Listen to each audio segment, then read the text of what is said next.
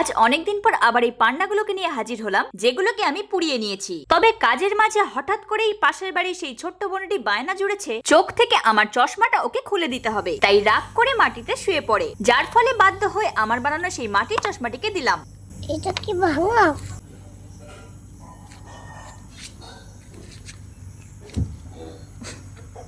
উল্টো হয়েছে তো। কি